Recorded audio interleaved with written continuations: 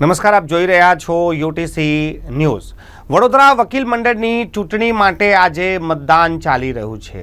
દર વર્ષે 20મી ડિસેમ્બરના રોજ વડોદરા વકીલ મંડળની ચૂંટણીનું આયોજન કરવામાં આવે છે અને આજે વડોદરા કોર્ટ સંકુલ ખાતે વકીલ મંડળો પોતાના પ્રમુખ, ઉપપ્રમુખ અને કમિટી મેમ્બર, સેક્રેટરીના પદ માટે જે ઉમેદવારો છે તેને મતદાન કરી રહ્યા છે।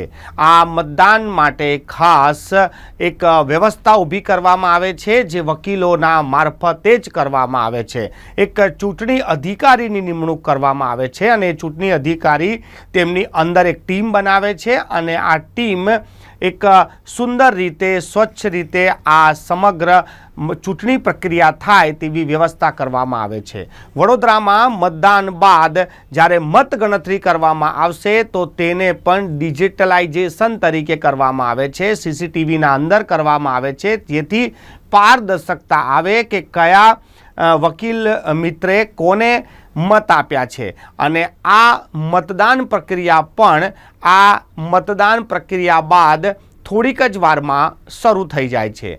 ગયા વખતે જે પ્રમુખ, ઉપપ્રમુખ પદની ચૂંટણી હતી તેમાં એક તરફ નલિન પટેલ પ્રમુખ માટે ઉમેદવાર હતા, બીજી તરફ હસમુખ ભટ્ટ ઉમેદવાર હતા અને તે સમયે જે રસાકસી જોવાતી હતી, આ વખતે એવી રસાકસી કે એવી ખેંચતાણ તો કોર્ટ સંકુલમાં નથી દેખાઈ રહી, પરંતુ જ્યારે વાત ચૂંટણીની જ હોય ત્યારે એક માહોલ તો બની જ જતો હોય છે। હવે જોવાનું એ રહેશે કે આ વખતે વકીલ જે મિત્રો છે તે પોતાના પ્રમુખ, ઉપપ્રમુખ અને સેક્રેટરી માટે કોની પસંદગી કરે છે।